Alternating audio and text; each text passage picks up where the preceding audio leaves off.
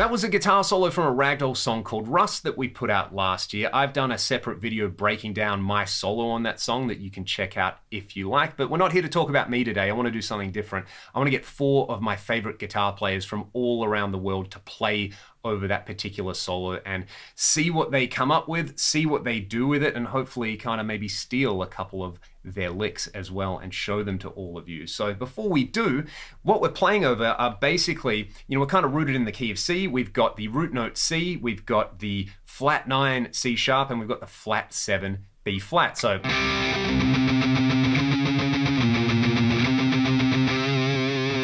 one way to look at that would be, just play Phrygian dominant over everything. The other way you could look at it is just kind of think of it as like a C7 or a C altered kind of vamp. So you can really kind of get outside with this. There's so many possibilities with it because the bass isn't really providing a whole lot of harmony. So you can rip over it in so many different ways. So that's what's going on there.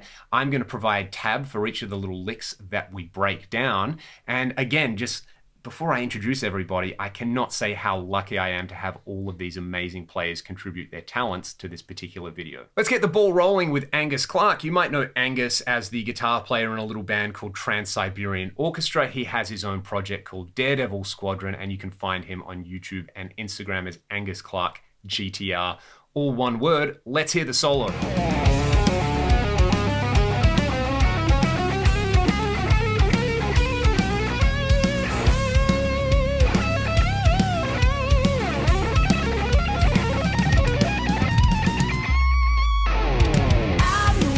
This is just a guitar solo that put a massive smile on my face. I think because Angus and I have a lot of the same influences, like we both adore all those kind of proto shredders from the early to mid 70s, like Blackmore, Michael Schenker, Uli Roth, all that kind of good stuff. And I really, really like the way he starts off super neoclassical with this Phrygian dominant phrase.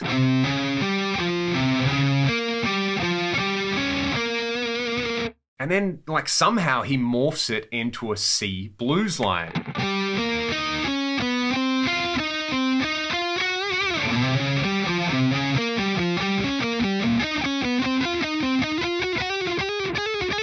Then that kind of thing. I would probably play that lick more like...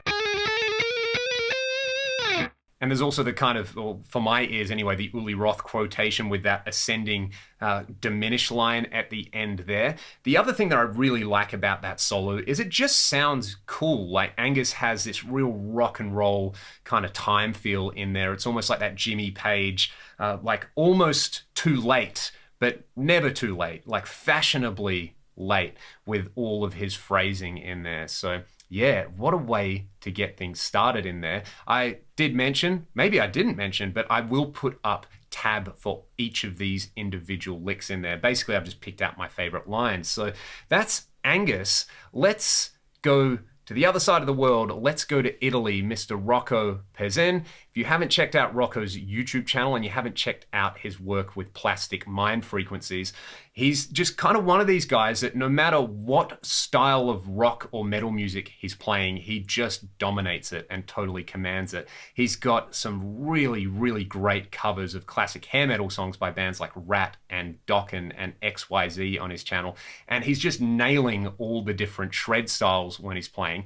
He's also a great mix engineer and producer as well. Furthermore, he can absolutely slay modern metal stuff in drop tunings as well. And he's just one of those guys that every time I watch him, I just go, I wish I could do that. I really need to practice more of those kind of things. So let's have a listen to Rocco rip over this track. And if he wasn't able to do a solo on this track, I wasn't interested in doing this video. So let's check it out.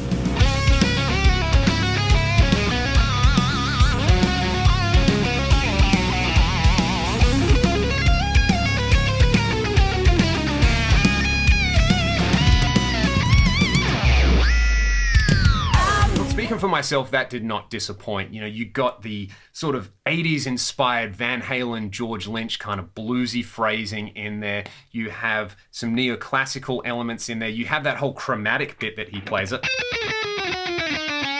which when I was listening to it and just taking some notes, I just wrote down huge balls. Like, it takes huge balls to play something like that and play it off. And then I just love the end, that dive bomb. Like, I'm somebody who just doesn't know how to do a dive bomb. I couldn't do it to save my life. And it sounds so awesome and so appropriate in that context. I do want to break down one lick that he plays there. I think it's just so cool because, this song, essentially is kind of like a C7 vamp, and he just plays a C7 arpeggio over there, but he phrases it in fives. So it starts down here.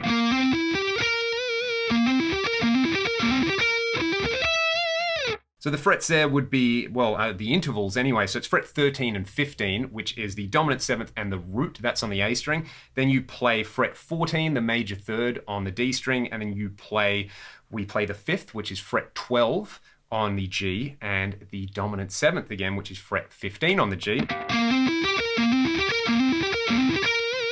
And then we're going to jump to the major third. So fret 14 on the D string. We're going to go from there to the fifth interval, which is fret 17. Then we're going to play the dominant seventh, which is fret 15 on the G. And then it's the root and the major third, so 13 to 17 on the B.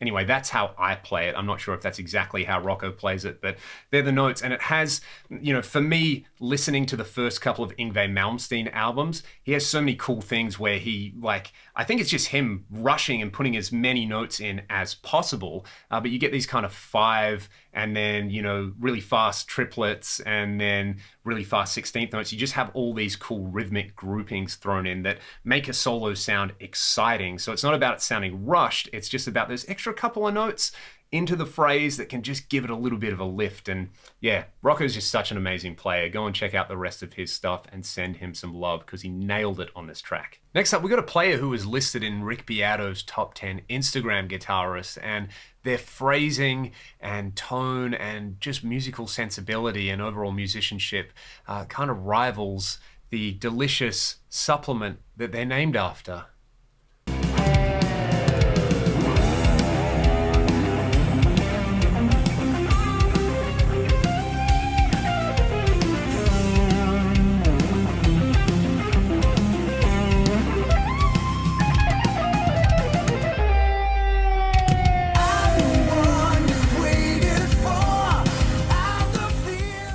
My ulterior motive for getting Camilo to play on this track was he's got a genuine jazz fusion background. If you haven't checked out some of his solo guitar arrangements on his YouTube channel, go and do it. They are beautiful, and he really knows how to play jazz as well as just about every other contemporary guitar style. He's kind of one of those guys that, he plays so well that you almost want to hate him, but he just seems like the nicest dude in the world. And again, such an amazing player, and he's got so much great content over on his YouTube channel.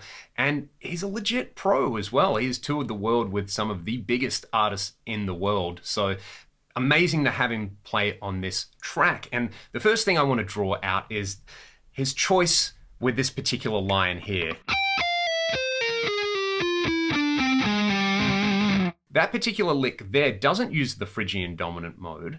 It uses the Mixolydian flat 6 mode, and the difference is in the 9th degree. Phrygian dominant has a flat 9, Mixolydian flat 6 has a natural 9 in there, or a natural second. So it's this note here.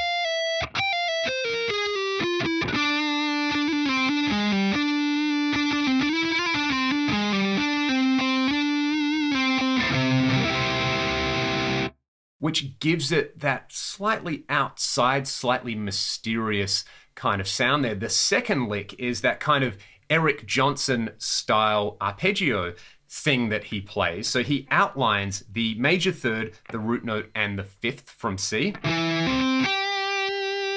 Then he outlines the 4 chord, F minor, like so. Then he basically plays the same thing, he just revoices it. So I believe these are the frets. And that's a real finger stretch, and he makes it look so effortless as well. The final thing is with that particular line, he really, really has that kind of jazz fusion player time feel where he's playing slightly behind the click in such a commanding way. That ability to just play behind really makes it sound like you're so calm and in control of the lines that you're playing. So it's this. I'll play it at half speed with the click on, and you will hear the click, and then slightly after, perfectly after, you'll hear the notes bloom out.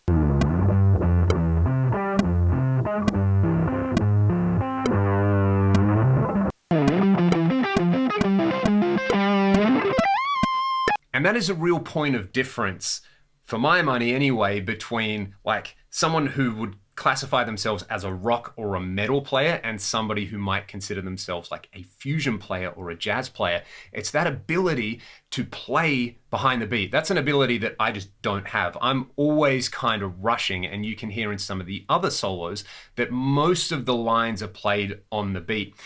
I think that's really important for rock music. In fact, I would argue in defense of that kind of little bit of being rushed with rock music is something that can make it sound even more exciting, but it is so cool to hear someone who can play behind the beat like that. To finish things off, we're gonna come all the way around the world, back to Australia. Probably my favorite Australian guitar player right now, James Ivanier. He has just put out a brand new solo album, which if you like instrumental rock and metal guitar, it is gonna blow your mind. Go and buy it right now and tuck into it. It's called Omen Forstum. And James is just one of those players who not only does he always play awesome creative lines, he just makes it look so effortless. So check out his solo.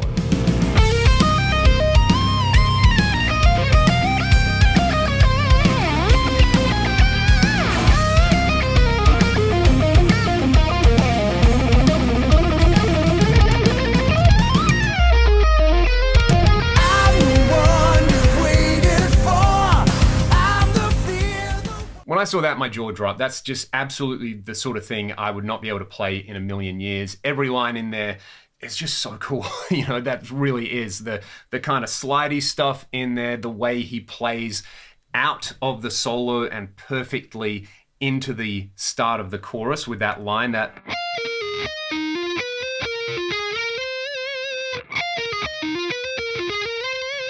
That's just absolute silk. But I do have to break down that just devastating picking run that he does in there, which is a really cool way to use chromatic notes to just basically build a whole bunch of tension. The one thing is you have to get out of it. So you heard the end there with that particular line. And basically what he's doing is on fret 13, 14, and 15 on the A, D, and G strings, kind of performing this really, really cool sequence. I think it's something like this.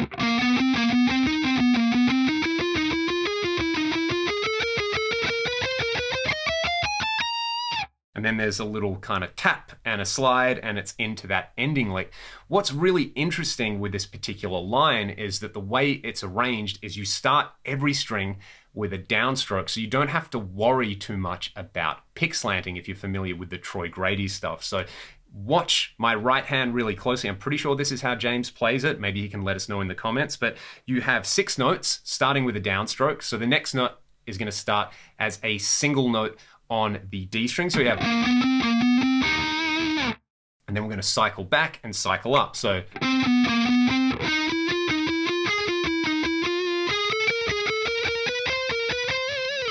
really, really cool line, and I have absolutely no idea how he plays it that fast and that clean. I'm going to try it right now and embarrass myself.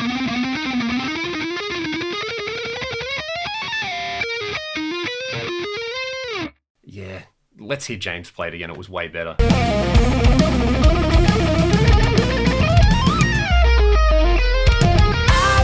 Thanks so much for watching the video, and to Angus, Rocco, James, and Camilo, thank you so much for lending your incredible talents to this video. To everybody out there watching, I hope you learned something. I hope you're inspired to pick up your guitar and go and practice, and I hope you will follow all of these fantastic players on social media and buy some of their music, because they definitely deserve your support. If you would like to see me do this again with some more players, please let me know in the comments who you would like me to collaborate with and what sort of style or what sort of analysis you would like me to do. Furthermore, if you want to have a crack at playing over this solo, I will put a link in the video description to the track so you can have a go at it, put it up on Instagram or YouTube and tag me. I would love to see and hear it. Furthermore, there are the licks that I broke down from the video tabbed out as well. Thank you so much for watching. I'll see you all next time.